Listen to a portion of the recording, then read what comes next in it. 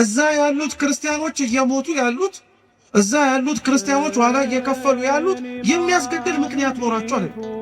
እኛ እዚህ ያለን የምንኖር ሰዎች ደግሞ የሚያስኖር ምንም ጽድቅ ተገኝቶብን አይደል? እኔ ለሃይማኖቴ ሞታለሁ ትላለህ። አረ መኖሩን መጀመሪያ እስኪ ጀምረው። እንዲሁ ዝም ብሎ የሚሞት ይመስላል? እንዲሁ ዝም ብሎ አንገት የሚሰጥ ይመስላል? አይደለም። ክርስቲያኖች መኖር የጀመረ ሰው ነው ለመሞትም ጭምር የሚቸኩል። እኛ በሕይወታችን ስንኖር ኃጢአት ስንሰራ በቅጽበት ያላጠፋን አምላክ እኮ ነው ዛሬ ስንጠራው ዝም አለ ብለን ደግሞ ልናጉረመረምበት። አንተ ስትጠራው ቶሎ መልስ ቢሰጥህ ማለት እኮ በተገላቢጦሽ ሳጠፋን በዛው ቅጽበት አጥፋኝ እንደማለት እኮ። ምናልባት ለዚህ ቤተክርስቲያን የጎደለባት ነገር ቢኖር ቃሉን ሰምቶ የሚኖርላት ሰው፣ ሌላ ምንም የጎደለባት ነገር የለም። ከቅጥርም ከስርዓትም ስርዓትን ያላት እናፈርሰዋለን እንጂ እንደፈለግነው። ከመጭመቂያ ውስጥ ያሉ ሰማዕታት ከሰማዕታትም በደንብ ያሉላት ዘወትር ሊሞቱላት አንገታቸውና ሕይወታቸውን የማይሰስቱላት አልኳችሁ። ከቤተ ክርስቲያን የጎደለ ነገር ቢኖር እኛ ነው። ገዳዮቻቸው የሚገሏቸው ነቢያትን ለምን ነበር አልኳችሁ እኮ ራሳቸውን ስለሚያዩባቸው የሚጠሉት የሚገፉት የሌላውን ክፋት እንደ ክፋትነቱ የሌላውን ኃጢአት እንደ ኃጢአትነቱ ከሰው ወቅሰው ፈርደው ሳይሆን የሆነውን እንደሆነ ስላሳዩ ሌላ ምንም ነገር ሆኖ አይደለም። ያልሰሙ ጆሮዎቻችን ማስተዋል ስላልቻለው አይምሯችን እየተነገረው ነገር ግን ሰምቶ መኖር ስለከበደው ማንነታችን እግዚአብሔር አምላክ አልተወን። ስፍራ ታርዳለና ቄሱ አቤቱ ወመንፈስ ቅዱስ አሐዱ አምላክ አሜን። በስመ አብ ወወልድ ወመንፈስ ቅዱስ አሐዱ አምላክ አሜን። በስመ አብ ወወልድ ወመንፈስ ቅዱስ አሐዱ አምላክ አሜን። ክቡራን አባቶቻችን፣ አበው መነኮሳት፣ አባቶች ካህናት፣ ወንድሞች ዲያቆናት፣ ሊቃውንተ ቤተ ክርስቲያን፣ መምህራን፣ ዘማሪያን እንደየማዕረጋችሁ ከሩቅም ከቅርብም የተለያችሁ የልዑል እግዚአብሔር ቤተሰቦች በወደደን ባከበረን በአምላካችን ፍጹም ሰላም እንደምን ዋላችሁ? እንደምን አመሻችሁ? እንደምን እስከ ሰዓት ደረሳችሁ? ቸርነቱን ምሕረቱን ይቅርታውን በእድሜያችን ላይ ጨምሮ በፊት ያሳየነውን የእምነት ማነስ የምግባር ጉድለትም ይቅር ብሎ እንደ ስራችን ሳይሆን እንደ ቸርነቱ ያቆየን የአባቶቻችን አምላክ ልዑል እግዚአብሔር ስሙ የተመሰገነ ይሁን። እንደ እግዚአብሔር ቅዱስ ፈቃድ ከዚህ ሰዓት በኋላ ባለን ደቂቃ ሕያውና ዘላለማዊ የሆነውን የአምላካችንን ቅዱስ ቃል እንማራለን። አምላካችን በጉባኤያችን በመሰባሰባችን መሃል ተገኝቶ እንዲያስተምረን፣ እንዲመክረን፣ እንዲገስጸን ሕያው ዘላለማዊ የሆነውን ቅዱስ ቃሉን መስማት እንድንችል አይነ ልቡናችንን እንዲያበራልን የተዘጋጀ ሕሊና እንዲሰጠን የእርሱ ቅዱስ ፈቃድ ይሁንልን።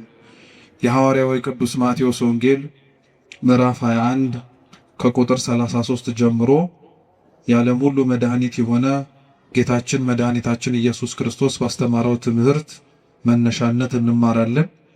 የመጽሐፍ ቅዱስን ቃል ሁላችሁ መስማት እንድትችሉ አነብላችሁና ወደ ትምህርታችን እንሄዳለን። እግዚአብሔር ከሁላችን ጋር ይሁን። ሌላ ምሳሌ ስሙ። የወይን አትክልት የተከለ ባለቤት ሰው ነበረ። ቅጥርም ቀጠረለት፣ መጥመቂያም ማሰለት፣ ግንብም ሰራና ለገበሬዎች አከራይቶ ወደ ሌላ ሀገር ሄደ። የሚያፈራበትም ጊዜ ሲቀርብ ፍሬውን ሊቀበሉ ባሮቹን ወደ ገበሬዎቹ ላከ። ገበሬዎቹም ባሮቹን ይዘው አንዱን ደበደቡት፣ አንዱንም ገደሉት፣ ሌላውንም ወገሩት። ደግሞም ከፊተኞቹ የሚበዙ ሌሎች ባሮችን ላከ፣ እንዲሁም አደረጉባቸው። በኋላ ግን ልጄን ይፈሩታል ብሎ ልጁን ላከላቸው። ገበሬዎቹ ግን ልጁን ባዩ ጊዜ እርስ በእርሳቸው ወራሹ ይህ ነውና እንግደለውና ርስቱን እናገኝ ተባባሉ። ይዘውም ከወይኑ አትክልት አወጡና ገደሉት። እንግዲህ የወይኑ አትክልት ጌታ በሚመጣ ጊዜ በእነዚህ ገበሬዎች ላይ ምን ያደርግባቸዋል? እነርሱም ክፉዎችን በክፉ ያጠፋቸዋል፣ የወይኑንም አትክልት ፍሬውን በየጊዜው ለሚያስረክቡ ለሌሎች ገበሬዎች ይሰጣቸዋል አሉት። ኢየሱስም እንዲህ አላቸው፣ ግንበኞች የናቁት ድንጋይ እርሱ የማዕዘን ራስ ሆነ። ይህም ከጌታ ዘንድ ሆነ፣ ለዓይኖቻችንም ድንቅ ነው የሚለውን ከቶ በመጽሐፍ አላነበባችሁምን? ስለዚህ እላችኋለሁ የእግዚአብሔር መንግሥት ከእናንተ ትወሰዳለች፣ ፍሬዋንም ለሚያደርግ ሕዝብ ትሰጣለች። በዚህም ድንጋይ ላይ የሚወድቅ ይቀጠቀጣል፣ ድንጋዩ ግን የሚወድቅበትን ሁሉ ይፈጨዋል አለ ይላል። ስለ ቅዱስ ቃሉ የአምላካችን የልዑል እግዚአብሔር ስም የተመሰገነ ይሁን። እንደ እግዚአብሔር ቅዱስ ፈቃድ እኛ የምንማማርበት የትምህርታችን ርዕስ በዚሁ ባነበብነው ቅዱስ ወንጌል ቁጥር 42 ላይ ያለው ኃይለ ቃል ይሆናል። ግንበኞች በሉ ሁላችሁ ግንበኞች የናቁት ድንጋይ እርሱ የማዕዘን ራስ ሆነ። እስኪ ድገሙት። ግንበኞች የናቁት ድንጋይ እርሱ የማዕዘን ራስ ሆነ። ሶስተኛ ድገሙት። ግንበኞች የናቁት ድንጋይ እርሱ የማዕዘን ራስ ሆነ። በዚህ ኃይለ ቃል መነሻነት ያነበብነውን ወንጌል መነሻ አድርገን እንማራለን። አምላካችን በጉባኤያችን ተገኝቶ እንዲያስተምረን እንዲመክረን የእርሱ ቅዱስ ፈቃድ ይሁንልን። እንደ ሌሎቹ የወንጌል ክፍሎች ሁሉ አምላካችንና መድኃኒታችን ኢየሱስ ክርስቶስ ይህ ያነበብነው ቃሉን ለሚሰሙት ሰዎች ያስተማረው ትምህርት ነው። ይህንኑ የተነበበው ምሳሌ የማርቆስ ወንጌል ምዕራፍ 12 እና የሉቃስ ወንጌል ምዕራፍ 20 ላይም ጭምር ተጽፎ ይገኛል። ጥቂት ከሆኑ የሐሳብ ልዩነቶች ባለፈ መሰረታዊ በታሪክ ደረጃ ምንም የሚለያይ ሐሳብ አይኖረውም። አንድ የወይን አትክልት ስፍራ የነበረው ሰው እንደነበረ ለወይኑ አትክልት ስፍራ የሚያስፈልገውን ነገር በሙሉ እንዳደረገለት በኋላም ደግሞ ያደረገለትን የወይኑን ስፍራ ፍሬውን ለመቀበል ሰዎችን እንደላከ እነዛም የተላኩት ሰዎች በየተራቸው ፍሬውን ለመቀበል ሲሄዱ እንደተገደሉ በመጨረሻም ደግሞ ልጁን እንደላከና ልጁን ደግሞ ሲያዩ ይበልጥ እንደተናደዱና እንደተበሳጩ ልጁንም እንደገደሉት ጭምር ይናገራል። ይህ አሁን ያነበብነው የቅዱስ ወንጌል ክፍል እንዳልኳችሁ ጌታችን መድኃኒታችን ኢየሱስ ክርስቶስ ቃሉን ይሰሙት ለነበሩት ለሕዝብ ያስተማረው ትምህርት ነው። ጌታችን ኢየሱስ ክርስቶስ በዋነኝነት ቃሉን በሚያስተምርባቸው ስፍራዎች ላይ ለሚገኙት ሰዎች በሙሉ ትምህርትን ያስተላልፍ የነበረውና የሚሆኑ ነገሮች ከመሆናቸው በፊት አስቀድሞ ያዘጋጃቸው የነበረው ክፉዎች ከክፋታቸው እንዲጠበቁ፣ መልካሞች ደግሞ ክፉዎች በሚያደርጉት ስራ ላይ እና በድርጊታቸው በመነሳት ተስፋ ቆርጠው የሚመጣውን ክብርም ጭምር እንዳያጡ እግዚአብሔር አምላክ ክፉዎች በክፋታቸው እንዲቀጥሉ አይፈልግም። ልቡና ሰጥቷቸው ማስተዋሉንም ጭምር ታድለው ራሳቸውን በንስሐ እንዲመልሱ ከሚመጣው ክፋትም ጭምር ራሳቸውን መጠበቅ እንዲችሉ ይፈቅዳል። እንዲሁ የሚያደርገው አምላካችን ደግሞ ደጎች ሆነው ደግሞ መከራውን ለሚቀበሉ፣ ደጎች ሆነው ደግሞ ስቃዩንም ጭምር ተሳታፊ ለሚሆኑት ደግሞ እንደጠሩት የአምላካቸው ድምፅ ዝምታው ቢዘገይባቸው ዋጋ እንደሌላቸው መስሏቸው በሃይማኖታቸው በጽናታቸውም ጭምር እንዳይገኙ ሊያደርጋቸው ከሚችለው ነገር በሙሉ እንዲሸሹም ወይም እንዲቆጠቡም ጭምር ይፈልጋል። እግዚአብሔር ትምህርትን ያስተምር የነበረው ነገሮች ከመሆናቸውም በፊት ይሄ ነገር ይሆናል፣ ያ ነገርም ሊመጣ ይችላል እያለ ያስተምር የነበረው ለዛ ነው። ይሄም ያነበብነው የመጽሐፍ ቅዱስ ክፍል ነገሮች ከመሆናቸው በፊትና ከመፈጸማቸው በፊት የተነገረ ትንቢት። ይሄ ትንቢት ልዩ የሚያደርገው ምንድነው? ትንቢቱ በሐዲስ ኪዳን ይነገር እንጂ ነገሮች ከመፈጸማቸው በፊት ይሄንኑ ትንቢት ግን አምላካችን ኢየሱስ ክርስቶስ አስቀድሞ በነቢያት ላይ አድሮ ያስተማረውን ትምህርት መነሻ በማድረግ ነው ያስተማረው። ትላንት ያልነበረ ዛሬ ላይ የሚጀመር፣ ትላንት ያልተነገረ ዛሬ ላይ ደግሞ እንደ አዲስ የሚነገር ምንም ነገር አይኖርም። ስለዚህ ጌታችን ኢየሱስ ክርስቶስ ትላንትና በነቢያቱ ላይ አድሮ ሲያስተምር የነበረው እርሱ እንደሆነ ያውቁ ዘንድ ስለፈለገ ይሄ የወይን አትክልት ስፍራ የሚለውን ምሳሌ አድርጎ ሊያስተምራቸው ፈለገ። ይህንን ምሳሌ ለመጀመሪያ ጊዜ ላይ የተናገረው ይህንንም ትምህርት በማስተማርም ጭምር ጌታችን መድኃኒታችን ኢየሱስ ክርስቶስን የመሰለው ነቢዩ ኢሳይያስ። ነቢዩ ኢሳይያስ በትንቢተ ኢሳይያስ ምዕራፍ 5 ከቁጥር 1 ጀምሮ አምላካችን ልዑል እግዚአብሔር ያስተማረውን ይህንኑ የወይን አትክልት ስፍራን ምሳሌ መስሎ አስተምሮበታል። ይሄ የወይን አትክልት ስፍራ ቅጥር የተማሰለት፣ መጭመቂያ የተዘጋጀለት፣ በኋላም ደግሞ ማማ ተዘጋጅቶለት እየተጠበቀ የነበረው ኢሳይያስ በኦሪቱ የተናገረለት የእስራኤል ሕዝብና እስራኤላውያን ናቸው። እግዚአብሔር አምላካችን ለወይኑ አትክልት ስፍራ ባለቤት እንደነበረውና እንዳልኳችሁ ለሚያስፈልገው ነገር በሙሉ ለስፍራው እንዳሟላ ሲናገር ነቢዩ ኢሳይያስ ደግሞ በትንቢት መጽሐፉ ምዕራፍ 5 ቁጥር 1 ላይ ከዛ የበለጠ ሌላ ትርጉም እንዳለው ደግሞ ይናገራል። እርሱም ምንድነው?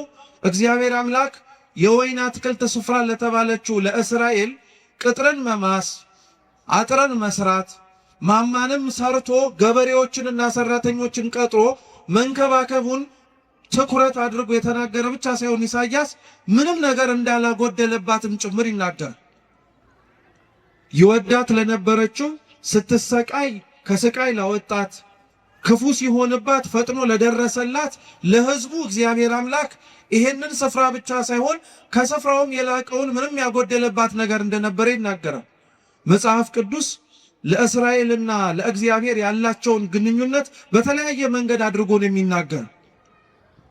በተለይ ደግሞ ምንም እንዳላጎደለባት ነቢዩ ኢሳይያስ የተናገረውን ግልጽ የሚያደርገው እግዚአብሔር እስራኤልን እንዴት እንደሚያያትም ጭምር ስናውቅና ስንረዳ እስራኤል የመረጣት እግዚአብሔር ሕዝቡን የሚመለከተውና ያየው የነበረው በአንድ መጽሐፎቻችን ዙሪያ ላይ ስትመለከቱት በዚሁ በኢሳይያስ መጽሐፍ ላይ እስራኤልን እንደ ሙሽራ ወይም እንደ ሙሽሪት አድርጎ እርሱ ደግሞ እንዳጫት እንደ ሙሽራ አድርጎ ነበር ይመለከት ነበር። ስለዚህ እግዚአብሔር አምላክ ሙሽራይቱ ለሆነችው ለእስራኤል ይቀናላት ነበር። ከእርሱ ሸሽታ ጣዖትን ስታመልክ ከእርሱ ርቃ ድምፁን መስማትን ስታቆም እግዚአብሔር ለእስራኤል ያሳያት የነበረውን ነገር በሙሉ ስለሚጠላትና ስለተጸየፋት ስለምታደርግበትም ብዙ ውጣ ወረዶች እንዴት እንዳዘነባት እንድታውቅ ብቻ አልነበር። ነገር ግን ፍቅሩ ዘልቆ እንዲገባት ስለፈለገ እስራኤልን ይቀጣት የነበረው እስራኤልን ይመለከታት የነበረው እስራኤልን አልፎም እንኳን ዝምታንም ያሰማት የነበረው እግዚአብሔር አምላክ ጠልቷት አልነበር እና ይሄ እግዚአብሔር አምላክ ያደርግላት የነበረው ነገር በሙሉ ላልገባቸው ላልተረዳቸውና ከሩቅ ሆነው ይመለከቱት ለነበሩት ሰዎች እግዚአብሔር እንደተዋቸው እግዚአብሔር እንደረሳቸው እግዚአብሔር የሚጮሁትን ድምፃቸውን እንዳልሰማቸው አድርጎ ይሰማቸው ነበር። እግዚአብሔር ግን ይህን ያደርግበት የነበረበትን ምክንያት በኢሳይያስ አንደበት ላይ ሆኖ ሲናገር ምን አለ? በውኑ ለወይኔ ቦታ ያጎደልኩበት ምንድነው አለ። እስኪ ያጎደልኩበት በሉ ምንድነው? እግዚአብሔር እውነት ነው የምነግራችሁ፣ ለእስራኤል ምንም ያጎደለባት ነገር የለም። እንኳን ባሪያ ሆና ከነበረችበት ከግብፅ ባርነት ነፃ ማውጣት ቀርቶ ምድራዊ የሆነ እንጀራ እንዳትበላ ከሰማይ መና ወርዶላት የደፈረሰና ንጹህ ያልሆነ ውሃ እንኳን ጠጥቻለሁ አጠጥቶኛል ብላ እንኳን እንዳታማው ከአለት ላይ የፈለቀ ንጹህ ውሃንም ጭምር ሰጥቷት በመንገዴ ማንም እንኳን አብሮኝ አልነበረም ብላ ራሷን ወደ ላይ አንስታ እግዚአብሔር ላይ እንዳታጉረመርም ከምድር ስንዝር ከፍ አድርጎ ከፊትና ከኋላ የሚመጡባትን ጠላቶቿን ጠብቆ ነው ሲንከባከባት የነበር። ይህንኑ እንዲህ ያደረገላትን እግዚአብሔር ነው ራሱ እስራኤል ደግሞ ተነስታ የጎደለባት ይመስል ብዙ ነገርን ላይዋ ላይ አመጽ ያነሳችው እግዚአብሔር እና እግዚአብሔር ለእስራኤል ምን አጎደልኩባት ብሎ እንደሚናገረው ሁሉ ኢሳይያስ የተናገረውን መልሶ እርሱ አምላካችን ኢየሱስ ክርስቶስ ሲራመድና በመሬት ላይ ሲያስተምር ያንኑ ትንቢት አንስቶ ሊያስተምራቸው ፈለገ። ለአንድ ሰው የወይን አትክልት ስፍራ ነበረው ወይም የወይን አትክልት ስፍራ የነበረ ባለቤት ነበራል። ቅጥር መቀጠር፣ መጭመቂያ ማዘጋጀት ከዛም አልፎ ደግሞ ማማ መዘርጋት ለአንድ ለወይን አትክልት ስፍራ የሚያስፈልጉ ነገሮች ናቸው። መቼም አንድ ሰው ገበሬም እንኳን ሆኖ ዘር የሚዘራው መሬቱ መቀበል እንደሚችል ዘሩን ለማሳየት እርሱም ደግሞ ይቀበላል ብሎ ለመናገር አይደለም። የዘራውን ዘር አጭቆ ጎተራ ለመክተት ከጎተራው ማውጥቶ ቢወድ ሽጦ ሊያታርፍበት አለያ ደግሞ ከፈለገ ደግሞ እንዲበላው እንዲጠጣው። የወይኑ አትክልት ስፍራ ባለቤትም ቅጥር የቀጠረለት ምንም አይነት ነገር መጥቶ ፍሬውን እንዳያጨናግፍበት፣ መጭመቂያ ያዘጋጀለት ወይኑ ሲደርስ አገልግሎቱ ተጨምቆ እንዲጠጣ ተጨምቆ የወይን ጠጅ መሆን እንዲችል ለማድረግ እየሰማችሁ ነው። ማማም ያዘጋጀለት ደግሞ ከሩቅ የሚመጣ ጠላትን ወይም ከሩቅ የሚመጣ ቅጥሩን ሊያፈርስበት የሚችል ከወይኑ የፈለገውን ፍሬ ማግኘት እንዳይችል ሊያደርገው የሚችለውን ጠላት መመልከትና ማወቅ እንዲችል ክርስቶስ በጅማሬው ይህንን ያወራ የነበረው ስለ እስራኤላውያን የወይን አትክልት ስፍራ ተብላ የተነገረችው እስራኤል ናት። ቅጥር መቀጠር የተባለው እስራኤልን መጠበቁን መንከባከቡን ለማሳየት ነው። መጭመቂያ አዘጋጀላት የሚባለው ደግሞ ከእግዚአብሔር የተቀበለችውን የሰጣትን ነገር በሙሉ ፍሬ ልታፈራበት የምትችለውን መጠቀም የምትችልበትን መንገድ ሰጣት። ቤተ መቅደስን ሰጣት፣ ታቦትን ሰጣት፣ ካህናትን ሰየመላት። መቅደስ አዘጋጅቶ መግባት መውጣት እንዲችሉ እነሱም ተሳታፊ መሆን እንዲችሉ መስዋዕት የሚያቀርቡበትንም ስርዓት ሰጣት። ቅጥር አዘጋጀላት አልኳችሁ። መጭመቂያ አዘጋጀላት፣ ማማም ጭምር ሰራላት። ማማው ከሩቅ የሚመጣ ጠላትን ለማወቅ እንዲረዳ ሁሉ መጽሐፍትን ሰጣት ማለት ነው። ነቢያትን አስነሳላት። ከሩቅ የሚመጣውን ክፉም ይሁን ደጉን መስማትና ማወቅ እንዲችሉ አዘጋጃቸው። ይሄ የተደረገለት ይሄ የተፈጸመለት ቦታ እንዳልኳችሁ በጅማሮ እስራኤል ናት። እስራኤል ግን ለዚህ ለተደረገላት ነገሩ አጸፋውን የመለሰችውና ለእግዚአብሔር ያሳየችው ግብረ መልስ ግን እንዴት ነበር? ሲነበብ እንደሰማችሁት ቅዱስ ወንጌሉ የወይኑ ስፍራ ባለቤት ወይኑ የሚያፈራበት ጊዜና ወቅት እንደደረሰ ስላወቀ ሰራተኞቹን ላካል።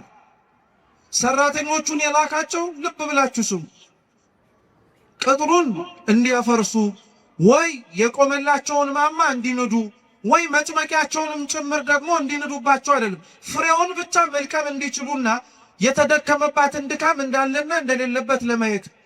ሰራተኞቹ ግን ሲመጡ በውስጥ ይሰሩ የነበሩት ሌሎች ሰራተኞች ቀድመው በወይኑ ስፍራ ላይ የነበሩት በጣም አድርገው አስቸገሩ። እንዲያውም ይመጡ የነበሩትን ሰራተኞች አንዳንዶቹን ገደሏቸው፣ አንዳንዶቹን ወገሯቸው፣ አንዳንዶቹን ደግሞ በጣም ብዙ ስቃይን አሰቃዩአቸዋል። እግዚአብሔር ለደከመላት ለእስራኤል ይልካቸው የነበሩት ሰራተኞች የተባሉት ነቢያት ናቸው። መጽሐፍ ስለሰጣቸው ስለጠበቃቸው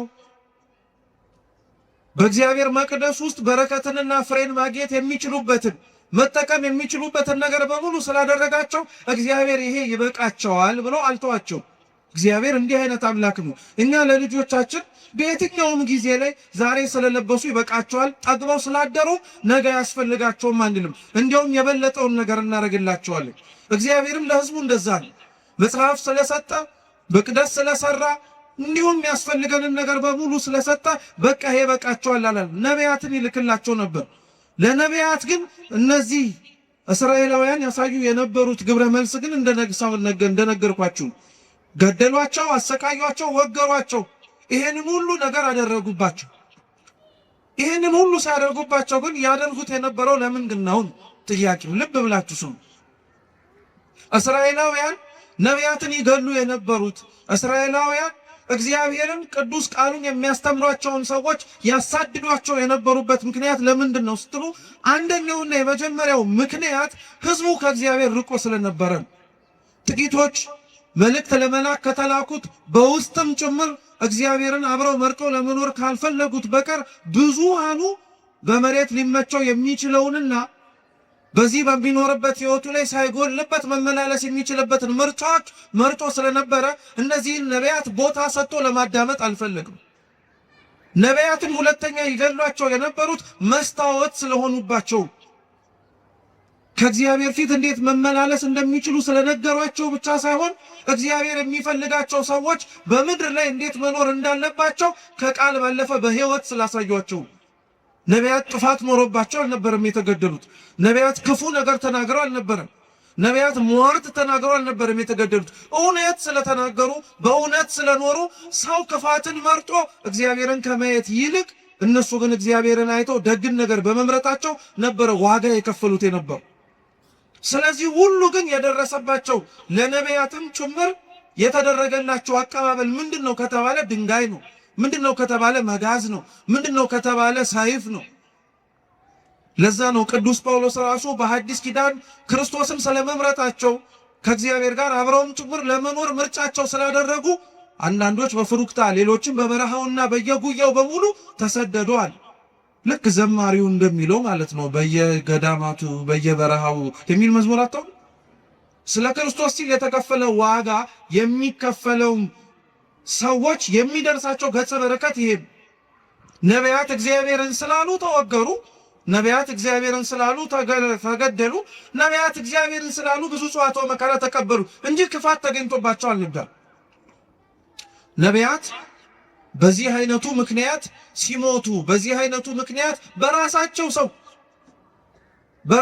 ሰው ነው የምላችሁ ሌላ እንግዳ ሰው መጥቶ አይደለም የገደላቸው ሌላ አዲስ የሆነ ሰው መጥቶ አይደለም ደማቸውን ያፈሰሰው እዛው የራሳቸው ሰው አብረው ያደጉ አብረው የበሉ አብረው የጠጡ አብረው ለመትረፍም ጭምር ቃሉን ያሰሙ የነበሩ ክርስትና በነገራችን ላይ በጣም የሚደንቀው እኔነት ስለሌለበት ነው በነገራችን እኔነት ስለሌለበት ስለተረፍን ወይ ስለተሰበሰብን ወይ ነው ራሳችን እግዚአብሔር እንዴት እንደሚገኝ ስላወቅን ስለሌላው ግድ አይሰጥንም አንልም ክርስቲያኖች እንጂ ማን እንደዛ ብንሆን ኖሮ ማን ያሰቃየን ነበር ማን ይገለን ነበር ማን እንደፈለገ ሰይፍ እያነሳ አንገታችን ሊያሳርፍብን ነበር ማን እንዲሁ ዝም ብንል እንዲሁ ራሳችንና ራሳችን ብቻ ነው እንጂ ለሌላው አይመለከተንም ብንል ምንም አንሆንም ግን እንደዛ እንድንሆን ደግሞ ተብለን አልተጠራንም አልተዘጋጀንም እግዚአብሔር ለዓለሙ ብርሃን እንድንሆን አልጫ ለሆነው ዓለም ጨው እንድንሆን አድርጎ ስላዘዘን ወደንም ጠላንም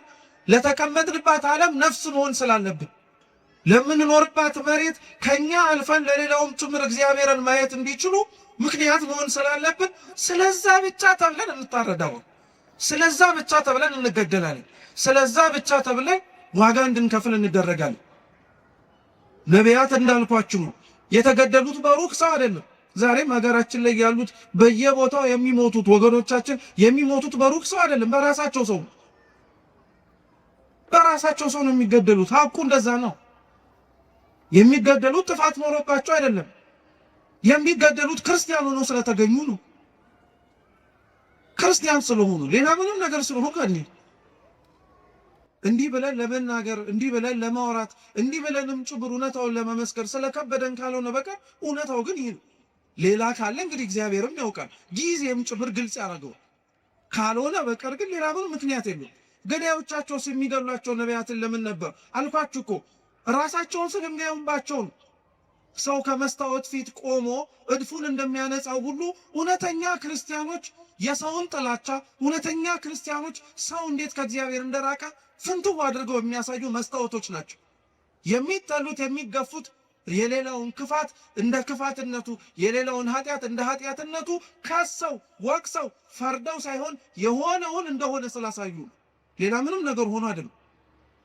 ነቢያት እግዚአብሔርን ስለተናገሩ የደረሰባቸው ድንጋይ ከሆነ ነቢያት የደረሰባቸው እግዚአብሔርን ስለተናገሩ ሰይፍና ስለት ከሆነ ዛሬ እዚህ ላይ የምንኖረው ክርስቲያኖች እውነት ክርስቲያን ስንሆን የምንሸለመው ታዲያ ምን ይመስላችኋል ሌላ ምንም እኮ ሊሆን አይችልም ስለ ክርስቶስ መሞት ካልሆነ በቀር ሌላ ምንም ነገር ሊደረግ አይችልም በየትኛው ጊዜ ነው ክርስቶስን ስለሰበኩ በእውነትም ጭምር ከእግዚአብሔር ጋር አብረው ስለኖሩ ተብለው መሬት የተሸለሙ ቤት የተሸለሙ መኪና እያሽከረከሩ የሄዱ ክርስቲያኖች ነበሩ እንዲያውም ያንን ነገር የተጸየፉት ነበር እንጂ ነበሩት ሹመት ሽልማቱን የጠሉት ስለ ክርስቶስ ሲሉ ስለከፈሉት ዋጋ መሬታዊ የሆነ ስጦታ ሊሰጣቸው ሲል አንፈልግም ይሄው እግዚአብሔርን ያስረሳናል ጥቅሙ በኋላ ላይ መልሶ እግዚአብሔርን እንዘነጋ ያደርገናል ብለው ይሸሹ ናቸው እንጂ የኛ ኖር ግን እውነቱን ስትመለከቱት ስለኖርነው ክርስትና ወይም ለመኖር ስለሞከርነው ክርስትና ዋጋውን ብድራቱን እንዲሁም ደግሞ ገጸ በረከቱን መካፈል የምንፈልገው ከፊት ለፊታችን ስለሚመጣብንና ስለሚደረግብን መከራ አይደለም ታውት መከራው ቀርቶ መከራ መስማት እንኳን አንፈልግም እኛ ቢቻል ብንዘምር ቢቻል ብናጨበጭብ ቢቻል እልል ብንል ቢቻል የደረሰባቸውን ሰዎች ደረሰባቸው ብለን እንዲሁ ዝም ብንል ጥሩ ነበር ግን እግዚአብሔር ይመስገን እውነት ለመናገር ማስተዋል የሚችሉ አሳቢ የሆኑ አባቶች እናቶች ስላሉ ነገር እንዳንረሳ የደረሰብንንም ጭምር እንዲሁ ዝም ብለን ወደ ኋላ እንዳናደርግ ስለሚያደርጉ ነቢያት የሞቱት ለዚህ ነው ዛሬም ያሉት ሰዎች የሚሞቱት ለዛው ነቢያቱ መገደላቸው ነቢያቱ መሞታቸው የወይኑ የባለቤቱን ስፍራ ግን ይበልጥ እንዲያውም ሌሎች መልእክተኞችን እንዲልክ ያደረገው እንጂ ስለገደሉብኝ ብሎ እንዲያስቀምጣቸው አልተገደድም። እየሰማችሁ ነው? ነቢያቱ ስለሞቱበት እግዚአብሔር አምላክ ነቢያትን አልክም ማለት ነው። የላካቸው የሱ እውነተኞቹ መልእክተኞች ዋጋ ከፍለው ደማቸውን ለሱ ስላፈሰሱ ከዚህ በኋላ ደም መፍሰሳቸው ይቆማል፣ እኔ ማንንም አልክም፣ የሆኑት እንደሆኑት ይሁኑ ብሎ አልተዋቸው። እንዲያውም ሲገሉ እየላከ ነው። ትምህርት ነው፣ በነገራችን ነው፣ ትምህርት ነው። ላስተዋለው ሰው እግዚአብሔር አምላክ ተስፋ አይቆርጥብንም ማለት ነው። ስላልሰሙ ጆሮዎቻችን፣ ማስተዋል ስላልቻለው አይምሯችን እየተነገረው ነገር ግን ሰምቶ መኖር ስለከበደው ማንነታችን እግዚአብሔር አምላክ አልተወን። አሁንም ድረስ መስማት የምንችል ከሆነ፣ አሁንም ድረስ መለወጥ የምንችል ከሆነ፣ አሁንም ራሳችንን ማስተካከል የምንችል ከሆነ ሌሎችም ሰዎች እንዲሁ በሌሎችም ሕይወታቸውም ጭምር መማር የምንችልበትን መንገድ ይከፍታል። በመጨረሻ ግን የወይኑ ባለቤት ስፍራ የተባለው አምላካችን ልዑል እግዚአብሔር ግን የላከው ልጁን ነው። ምኑን አልኳችሁ? ልጁን የላከው። ነቢያቱን የቀጧቸው ወይ መጀመሪያ የተላኩትን ሰራተኞች የገደሏቸው ሩቅ ስለሆነ ነው ብሎ አሰበላቸው። አይገርማችሁ? ሩቅ ስለሆኑ ማለት ነው፣ ቅርብ ስላልሆኑ፣ አንድም መጥተው ቦታውን ይወርስብናል ብለው ስላሰቡ። ግን እግዚአብሔር አምላክ ስላደረጉት ግፍ በግፍ ስለፈጸሙት ክፋት በክፋት ሊመልስ የሚችል አምላክ አልነበረም፣ አልሆነባቸውም ጭምር። ይህን ክርስቲያኖች ሁሌም እንምላችሁ እንዳትረሱት እባካችሁ። እግዚአብሔር አምላክ ስለደረሰብንና ስለሚሆንብን ክፋት በሙሉ በቀለኛ ነው ማለት አጥፊ ነው ብቻ ማለት አይደለም። እግዚአብሔር አምላክ በቀለኛ ነው ማለት ዛሬ የገደሉትን እንደሚገደሉ ሆነው የሚመጡበት ጊዜ ሰዎች ይመጣሉ። ታያላችሁን ጭምር እግዚአብሔር ያደረገው። ዛሬ ያሳደዷትን ቤተ ክርስቲያን የሚሰደዱላት ይሆናሉ። ዛሬ የገደሏቸውን ሰዎች መልሰው የሚገደሉ ሆነው ስለ እግዚአብሔር አንገታቸውን የሚሰጡ ይሆናሉ። ይሄ ቤተ ክርስቲያናችን ሕይወት ላይ ነበረ። ትናንትና ያሳድድ የነበረ ደማስቆ ድረስ ወርዶ አንገት ስቤ አመጣለሁ ያለው ጳውሎስ እኮ እዛው ተምሮና ተለውጦ የሚሰደድ ሰው ሊሆን የእግዚአብሔር በቀሉ ሰይፍና ስለት አንስቶ መቅሰፍትም ጭምር እየላከ መቅጣት ብቻ አይደለም፣ ያሳደዱትን እንዲሰደዱ ማድረግ፣ የገደሉትን እንዲሞቱለት ማድረግ፣ የጠሉትን ይበልጥ እንዲሞቱለት ማድረግ። ይህን እግዚአብሔር አምላክ አድርጎታል። መድኃኔዓለም አምላካችን ይህንን ፈጽሞታል። እንኳን ሩቅ ለሆኑት ሰዎች ቀርቶ ነው የምላችሁ፣ ከደሙ ንጹሕ ነኝ እንኳን ብሎ እጁን ታጥቦ አሳልፎ ለሰጠው ጲላጦስ እንኳን እግዚአብሔር አምላክ በቀሉም የተበቀለው እሱን በመቅሰፍ አይደለም። የሞተውና የገደለውን ምክንያት እንዲሆን ያደረገውን ክርስቶስን አምኖት በስሙ እንዲሞት ሰማዕትን ያደረገ።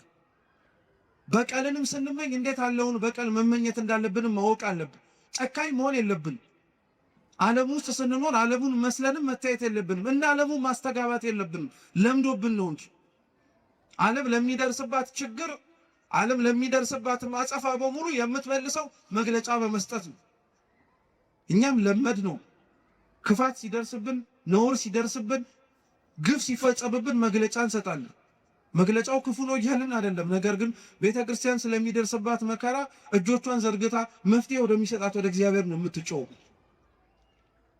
ከንፈራችንን መጠን እንዲሁ ዝም ብለን አይደለም የምንሄደው። እንባችንን አፍስሰን እግዚአብሔር አምላክ እንዲመለከተን እንማጸናለን እንጂ ዓለም ላይ ስንኖር ክርስቲያኖች እንደ ዓለምማ መሆን የለብን። በልተን ጠጥተን አግብተን ወልደን ልንኖር እንችላለን። ነገር ግን ያንን ሁሉ ስናደርግ ለምን እንደምናደርገው ማወቅ አለብን። እውነቴን እምላችሁ ክርስቲያን መሆናችን ትርጉም አልባ መሆን የለበትም በፍጹም። አሁን እንደዛ ስለሆነ ነው እንጂ ትርጉም አልባ መሆን የለበትም። ቅዱስ ጎርጎርዮስ ክርስቲያኖች በዓለም ሲኖሩ ስለሚያደርጓቸው ነገሮች በሙሉ ሲናገር ምን እንዳለ ታውቃላችሁ? ክርስቲያኖች ለሚኖሩባት ቦታ እንደ ዜጎች ይኖራሉ፣ ግን ስደተኞች ናቸው። አይገርማችሁ? ለሚኖሩባት መሬት ዜጎች ናቸው፣ ግን ስደተኞች ናቸው። ስደተኛ የሆኑት ግን መርጠው በሰማይ ስፍራ እንዳላቸው ስላወቁ። ቀጠለ ቅዱስ ጎርጎርዮስ ክርስቲያኖች በምድር ሲኖሩ ይነግዳሉ፣ ያተርፋሉ፣ ይበላሉ፣ ይጠጣሉ። ያን የሚያደርጉት በምድር ስለኖሩ ብቻ ነው። ነገር ግን ሁሉንም ደግሞ ይንቁታል። በቃ ክርስቲያን መሬት ላይ ሲኖር ክርስቶስ በመሬት ላይ ሲኖር ያደረገውን ነገር በሙሉ እያደረገ ለመኖር ራሱን ነው ማዘጋጀት መቻል ያለበት። እንደዛ ኖሮ ነው መሰራትምና ማደግ ያለበት። እንደዛ መሆን እንድንችል እግዚአብሔር ሁላችንንም በቸርነቱ ይርዳል። ስሙን መሸከሙንማ ሁሉንም ተሸክመን ነው። ነገር ግን ግብሩን የከበደን አሁን መኖር እንዳልኳችሁ ነው። እንኳን መከራው ከሩቅ ሆኖ ተሰምቶ ቀርቶ ቅርብ ያለነው ሰዎች እንኳን መስማት አንፈልግም፣ ያንገሸግሸናል፣ ሰለቸን እንላለን። የሞቱት ሳይሰለቹ አንተ የምትሰማው ትሰለቻለህ? የታረዱት ሳይሰለቹ አንተ እንዲህ የምትመለከተው በስልክ ደከመኝ ትላለህ? ይህ በጣም ከባድ እኮ ነው። በነገራችን ሌላው ስለ ክርስቶስ መሞት አልደከመው፣ አንተ ስለ ክርስቶስ የሚሞቱትን መስማት ሰልችቶ። ሌላው ስለ ክርስቶስ ዋጋ የሚከፍል አለ፣ አንተ ስለ ክርስቶስ ዋጋ የከፈሉትን ማዳመጥ ደክሞሃል። በጣም ነው የሚያሳዝነው እኮ እውነት። ለስሙ ደግሞ ሰማዕታትን እንዘክራለን እንላለን። የሰማዕታትን ዜና ቤተክርስቲያን የምትዘክረው ስዕላቸውን ስላ ብቻ አይደለም፣ ገድላቸውን እያነበበች እንዴት እንደኖሩም ጭምር በማሰማት ክርስቶስ የሞቱትን ዜና መስማት የከበደው ሰው እንዴት ቆሞ የጊዮርጊስን ገድል ይሰማ? እንዴት ቆሞ የመርቆሬዎስን ገድል ይሰማ? አይችልም በፍጹም። ጊዮርጊስ የሞተለትን መርቆሬዎስ ሕይወቱን የሰጠለትን አምላክ እኮ ነው ዛሬም ድረስም ጭምር ክርስቲያኖች በየቦታው ሕይወታቸውን የሚሰጡለት። የእነሱን ዜናማ መስማት እንዲያውም ትርዓትን የሚጨምሩ፣ የእነሱን ዜና ማዳመጥማ እንዲያውም ሕይወትን ነው ጭምር የሚያሞቅ። የእነሱን ዜና መስማት እንዲያውም ከምንኖረው ከንቱ ሕይወታችን ባለፈ ለካ ሌላ ትርጉም ያለው ሕይወት እንዳለ እንድናውቅ ነው የሚያደርግ። እኛ አሁን የምንኖርበት ዓላማ እውነት የሚያስኖር ይመስላችኋል? እነሱ ግን ሊኖሩበት የመረጡትም ሊሞቱበትም ጭምር የወደዱት ዓላማቸው ጌታችን መድኃኒታችን ኢየሱስ ክርስቶስ ነው። እውነት እግዚአብሔር ስም የተመሰገነ ይሁን። ይህን ማየት እንድንችል ራሱ ያደረገ ክርስትና የለም ብለን ደፍረን እንዳንናገር፣ ስለ ክርስቶስ የሚኖሩ ሰዎች የሉም ብለን እንኳን አፋችንን ሞልተን እንዳንናገር የሚያደርገን ብዙ ምክንያት ይሰጠን። ብዙ ምክንያት። ከነዛ ሁሉ ምክንያት ትልቁ ምክንያት ግን እንዳልኳችሁ ልክ የወይኑ ባለቤት ስፍራ ነቢያቱን የቀደሙትን አባቶችን ልኮ ሰዎቹ በአጻፋው ሞትን እንደፈረዱባቸው ሁሉ ምናልባት ከሰሙ ምናልባት ካዳመጡ ብሎ ልጁን ላከላቸው። ልጁን ሳያዩት ግን ጭራሽ ተናደዱ አለ ቅዱስ መጽሐፍ። ጭራሽ ተናደዱ። እንዲያውም ልጁ መሆኑ ራሱ ወራሽ እንደሆነ ያስታውቃል ነው። እውነት ነው። ሊወርስ የሚችል ወራሽም ሆኖ ሊገኝ የሚችል የአባትን ንብረት ልጅ ሊሆን ስለሚችል ስለዚህ ልጁን እንግደለዋል። ልብ ብላችሁ ስሙ። ለመግደል ምክንያታቸው አንደኛ ልጁ ስለሆነ ነው፣ ቅርበት ስላለው ማለት ነው። እየሰማችሁ ነው? ግን ቅርበት ስላለው ማለት ነው። የሩቅን ሰው በምን አድርጌ ምሳሌ ልስጣችሁ? ለምሳሌ ቤታችሁ ውስጥ አክስት ሲሞትና ወይ አጎት ሲሞትና ልጅ ሲሞት ያለው ልዩነት ተመሳሳይ ነው ወይስ አንድ? ተመሳሳይ ነው ወይስ ይለያያል? ይለያያል። የሩቅ ዘመድ ሲሆን ወይም የሥጋን ዘመድ ሆኖ እንደ ራሳችሁ እንደ ልጅ ሊሆን ግን አይችልም። ልብ ብላችሁ ስሙ።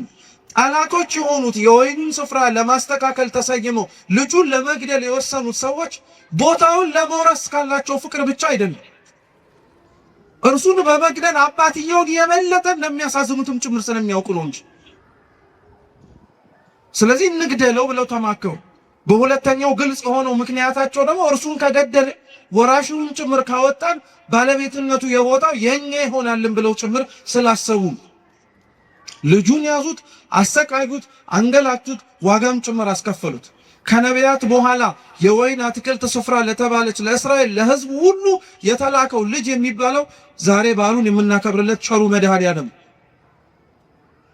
እግዚአብሔር አምላክ ክፋታችንን አይቶ እግዚአብሔር አምላክ ለላካቸው መልእክተኞቹ ለነቢያትና ለቅዱሳን የሰጠነውን ግብረ መልስና ክፋት ተመልክቶ ክፋትን በክፋት ሊመልስብን አልወደድም። እንዲያውም የበለጠ ደግነቱን አሳየን እንጂ እንዲያውም የበለጠ ፍቅሩን አሳየን።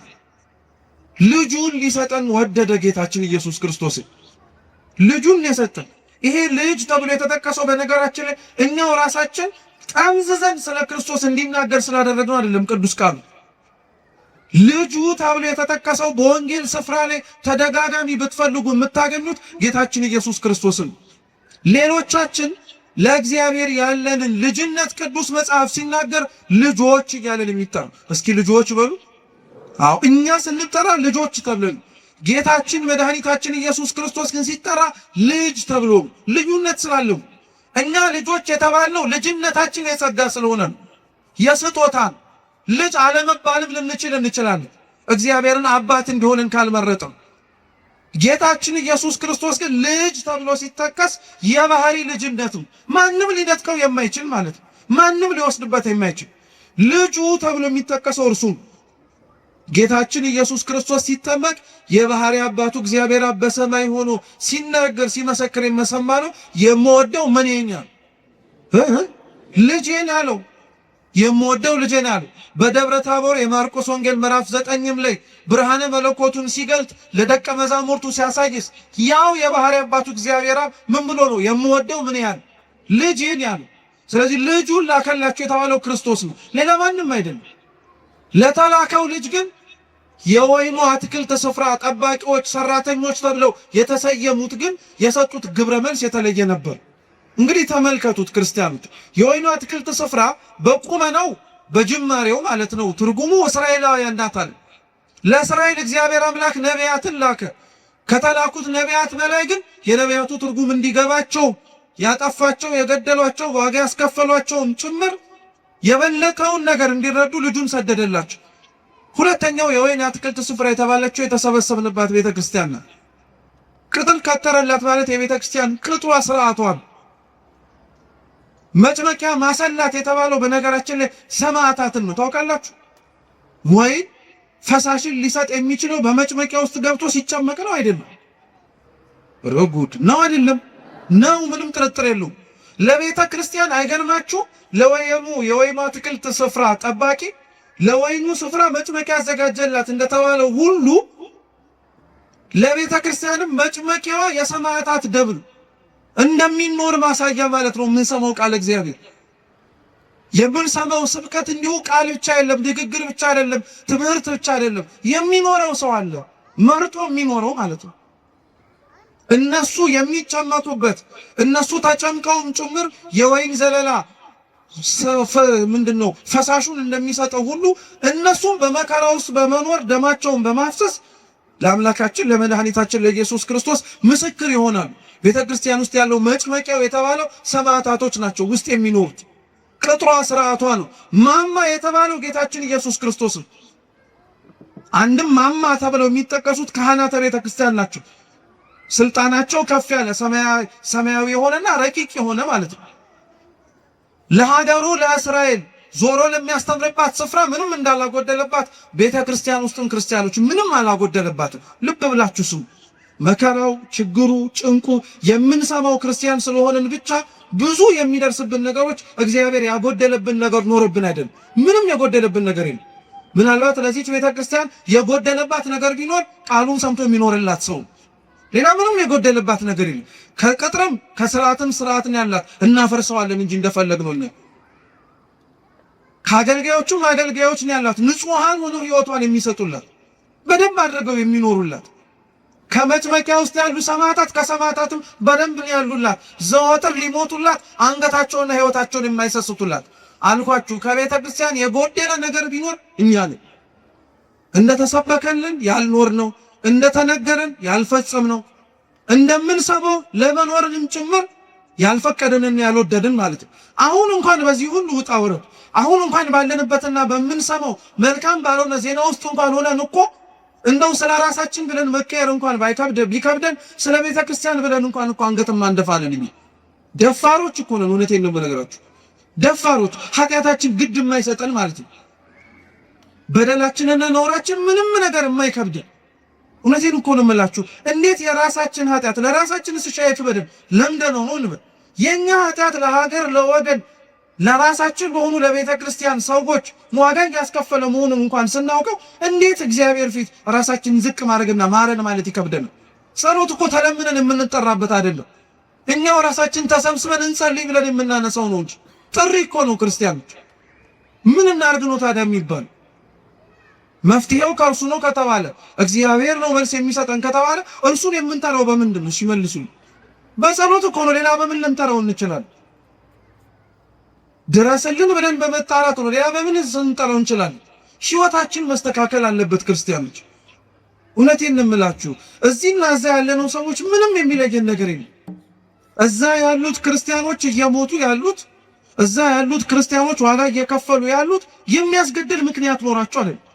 እኛ እዚህ ያለን የምንኖር ሰዎች ደግሞ የሚያስኖር ምንም ጽድቅ ተገኝቶብን አይደለም። እነሱን የሚያስገድል ምክንያት እኛን የሚያስወረን ምን ነገር አለ?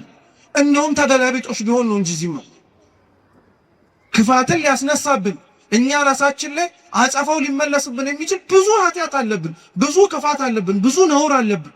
እግዚአብሔር የሚያውቀው ከዛም አልፎ እኛው ራሳችን የምናውቀው ማለት ነው። ቦታ ካለየን በቀር ምን የሚለየን ነገር አለ?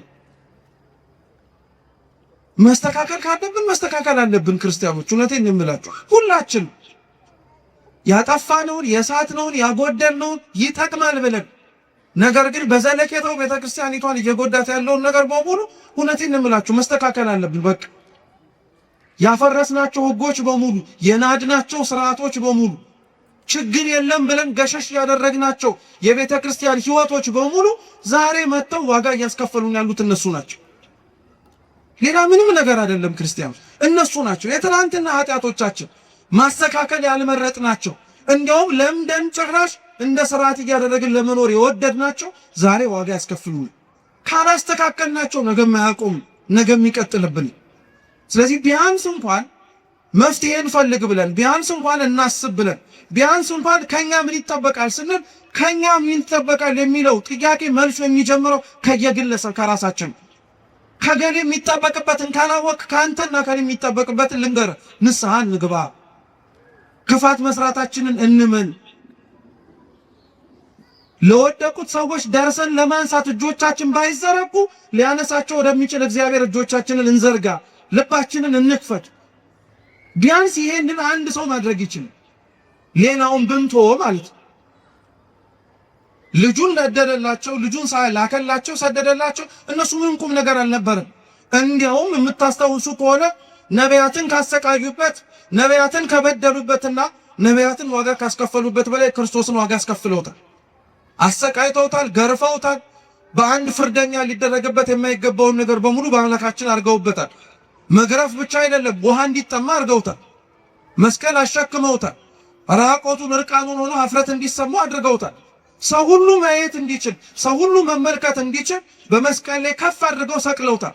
እውነተኛ የሆኑ ክርስቲያኖች አድራሻቸው ጎልጎታ ላይ፣ እውነተኛ የሚኖሩ ክርስቲያኖች የሚታዩት ከመስቀሉ ስር ስለ አምላካቸው መከራ እየተቀበሉ ማለት ነው። እኔ ክርስቲያኖች ስለ እግዚአብሔር ቢያንስ እንኳን ደምላችሁ ስለ ስሙ መሞት ቢከብደን ስለ ስሙ መኖር እንዴት ይከብደን? ቤተ ክርስቲያን ሆነን እግዚአብሔር ጋር አብረን መኖር የምንችልበት ጥሪ እየተሰማ ቅዳሴ እየተቀደሰ ቅዱስ ቁርባን እየተሰጠ የንስሐ አባቶች ቆመው በቅዱስ ቤተ ክርስቲያን ቅጥር ግቢ ውስጥ እያሉ የሞቱን መጀመሪያ ምን አስመኘ? መኖሩን እስኪ መጀመሪያ ልመደው። እኔ ለሃይማኖቴ ሞታለሁ ትላለህ። አረ መኖሩን መጀመሪያ እስኪ ጀምረው። እንዲሁ ዝም ብሎ የሚሞት ይመስላል? እንዲሁ ዝም ብሎ አንገት የሚሰጥ ይመስላል? አይደለም። ክርስቲያኖች መኖር የጀመረ ሰው ነው ለመሞትም ጭምር የሚቸኩል። እኛ እኮ ከሩቅ የሰማነው ሞት ከሩቅ የሰማነው ሰይፍና ስለት እዚህ ቢመጣ እግዚአብሔር ነው የሚያውቀው ማናችን እስከ መጨረሻው ድረስ ልንጸና እንደምንችል። መኖርን ያለመደ ሰው እንዴት ለመሞትም ጭምር ይቸኩል? አልኳችሁ እኮ ክርስቲያኖች ስለ እግዚአብሔር ለመሞት ከመመኘታችሁ በፊት መጀመሪያ ስለ ክርስቶስ መኖርን መናፈቅ መቻል አለባችሁ። የዛን ጊዜ ላይ ገዳይ እስኪመጣም አትጠብቁም። እናንተው ራሳችሁ ለመሞትም ጭምር ትንደረደራላችሁ። ለምን ይመስላችኋል ዘመነ ሰማዕታት ሲያበቃ መነኮሳት በረሃውን በሙሉ ያጥለቀለቁት? ሰይፍና ስለቱ ሲቀር የሰላም ዘመን መጣ ተብሎ በኮንስታንቲኖስ ሲታወጅ እኮ ደም ስለ ክርስቶስ ማፍሰስ በግድ ቀረ ብለው አገር ሰላም ብለው አልተቀመጡም።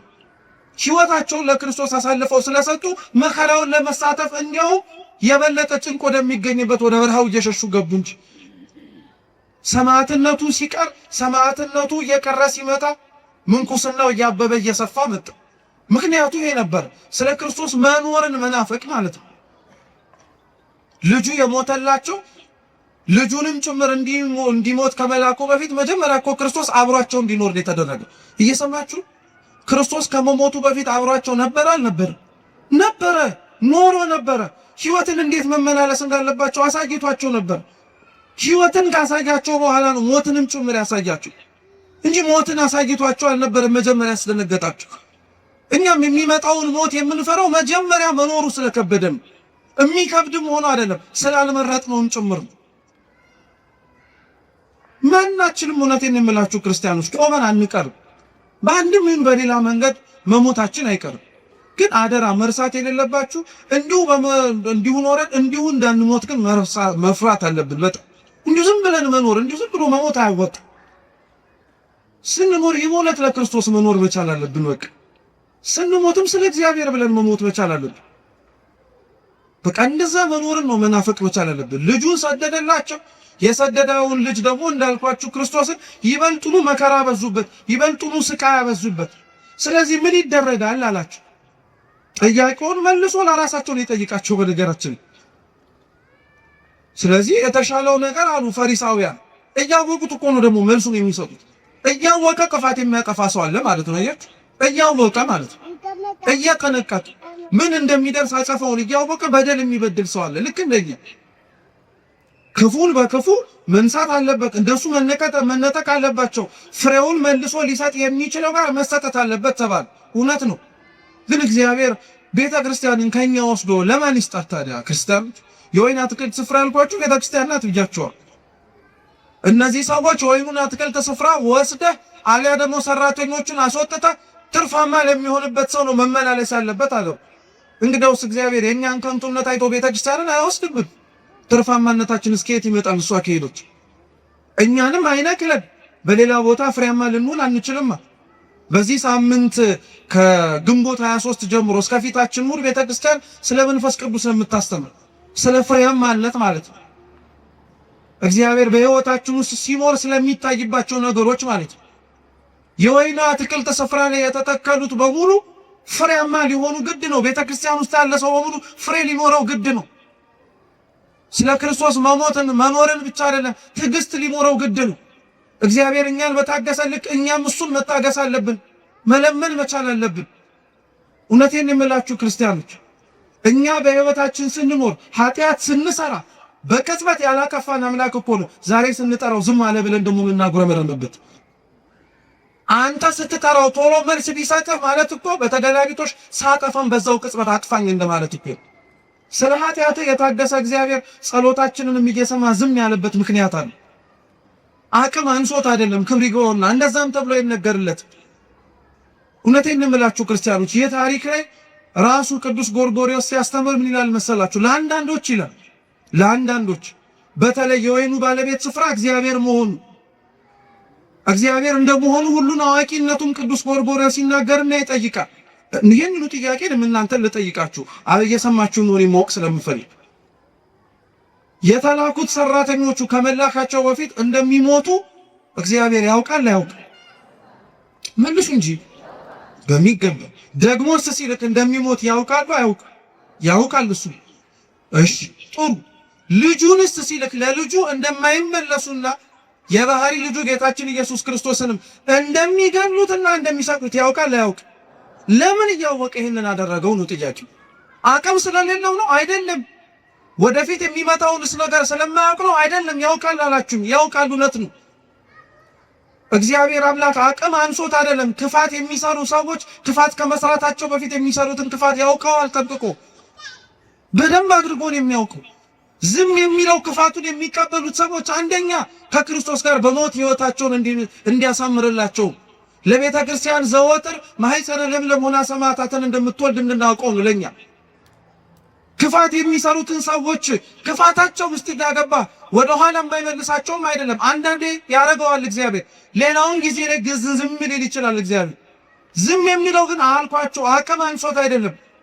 ክፋቶችም የሚሰሩት ልክ ደግ እንደሚሰሩት ነፃ ፈቃድ አላቸው። ይሁዳ ክርስቶስን አሳልፎ እንደሚሸጠው ጠንቅቆ እያወቀ አይደለ እንዴ ምን ሲያደርግለት የነበረ? ዝም ብሎ ታግሶት አልነበረ? አሳልፎስ እንዳይሰጠው ምልክትስ እየነገረው አልነበረ? ተው እያለ እየተናገረ አልነበረ?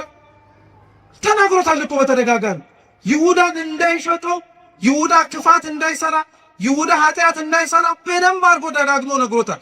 ነፃ ፈቃዱን አልገፈፈም። ዛሬም ክፋት የሚሰሩትን ሰዎች ክፋታቸውን እያወቀ እንዳይሰሩት ይናገራል እግዚአብሔር።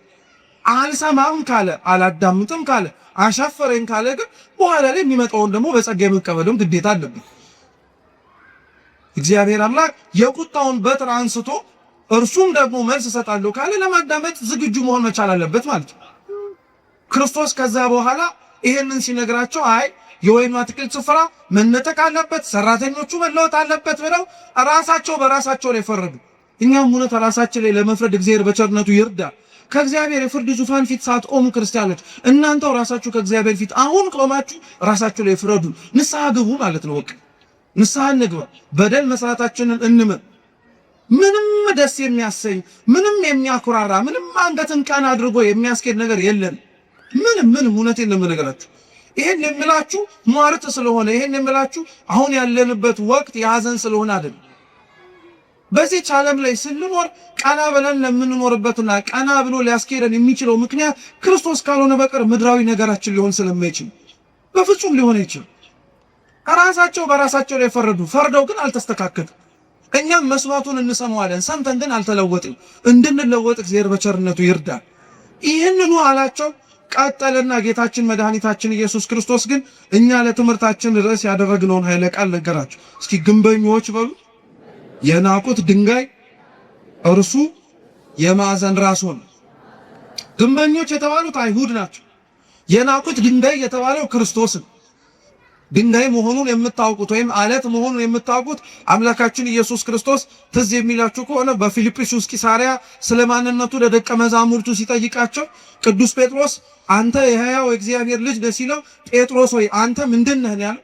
አለት ነህ ድንጋይ ነህ ብሎ ነው የተናገረው። አለትነቱ የጴጥሮስ ድንጋይነቱ የጴጥሮስ ንግግሩ ነው። ጌታችን መድኃኒታችን ኢየሱስ ክርስቶስ ነው በሱ አለትነት ላይ የታነጸ በሱ አለትነት ላይ የተመሰረተ ምንም ነገር እንደማይናወጽ ለማስተማር እየሰማችሁ። ስለዚህ የመጀመሪያው ድንጋይ ጌታችን መድኃኒታችን ኢየሱስ ክርስቶስ።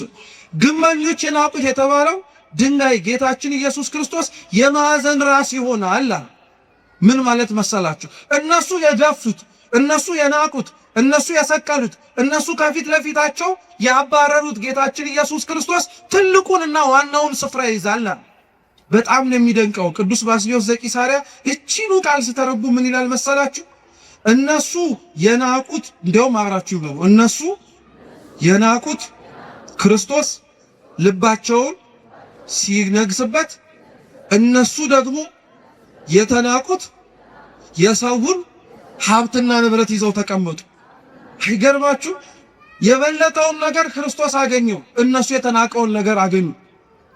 ዛሬም ድረስ ክርስቶስ የሞተለትን ክርስቶስ ደሙን ያፈሰሰለትን ሰው ንቆ ከነሱ የሚገኘውን ጥቅም ፈልጎ አይኖርም። ነውር ነው፣ ኃጢአት ነው። እነሱ ይበልጣሉ፣ ሰው ይበልጣል። ክርስቲያኖች ምንም ነገር ቢሆን ሰው ይበልጣል። የፈረሰ ቤተ ክርስቲያን ይሰራል፣ አይተናል። ክፋት ነውር በገነነበት በተለያዩ ዘመናት ላይ የጠፉብንን መቅደሶች እኮ ሰርተናል። እግዚአብሔር የተመሰገነ ይሁን። ግን የፈረሰውን ሰው መልሰን አግኝተነዋል። የሞተውን ሰው መልሰን ቀስቀሰን አንስተነዋል። አያችሁ፣ ሰው ይበልጣል ማለት ነው። ሰው ከፍ ያለ ትርጉም አለው ማለት ነው።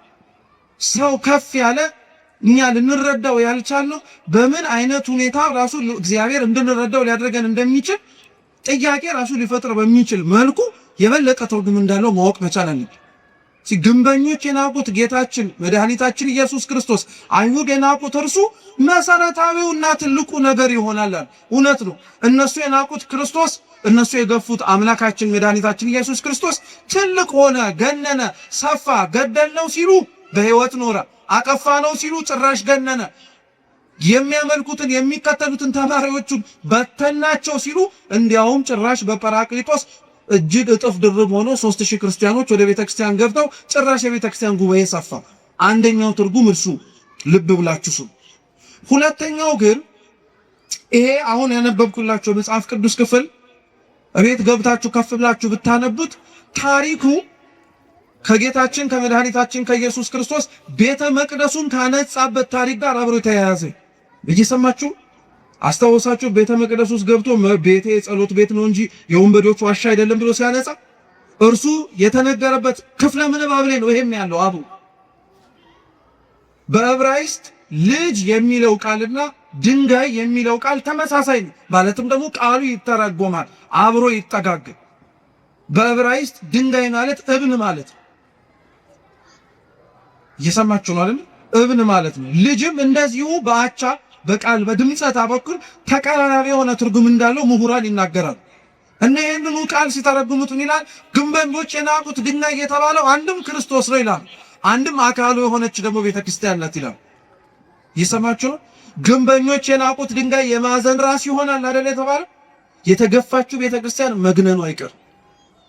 የፈረሰችው ቤተክርስቲያን ነገ ተሰርታ ከፍ ብላ መታየቱ አይቀር። የናቋት ቤተክርስቲያን ተመልሰው ተንበርከከው ይቅርታ እንደሚጠይቋት አይቀርም። ምንም ጥርጥር የለም። ይሄው ክርስቶስ አሳይቶናል። እርሱን የናቁት በኋላ ላይ ክብሩን እንዳዩት ሁሉ ዛሬም ቤተክርስቲያንን የናቋት ነገ ላይ ክብሯን ከፍ ብላ ይመለከቱት። አንገታችንን መድፋት ያለብን ስለራሳችን ኃጢአት፣ አንገታችንን መድፋት ያለብን ስለራሳችን በደል ነው እንጂ በክርስቶስ በደሙ የተዋጀች ቅድስት ቤተክርስቲያን ምንም አትሆን፣ ምንም አትሆን።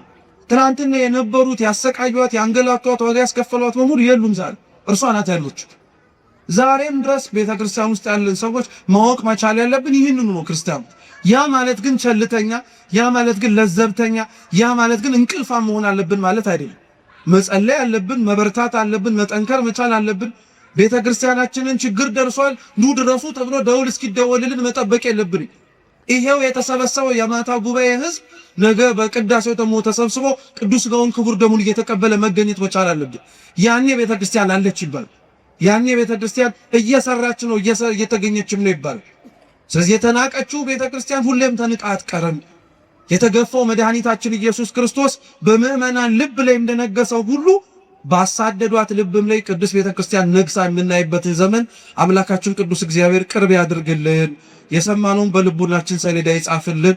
አምላካችን መድኃኒታችን ኢየሱስ ክርስቶስ በሀገራችን በሚቀበሉት ስለ ክርስቶስ ሲሉ ስለሚሞቱት ወገኖቻችን ብሎ የነሱን ደም አይቶ እኛን የደነዘዝነውን ያንቃን።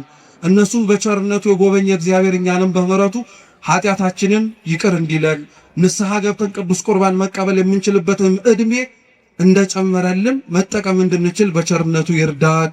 በጎደለው በነጠበው በሊቃውንቱ በመምህራኑ የሚታረም ይሁን። ወስብሐት ለእግዚአብሔር።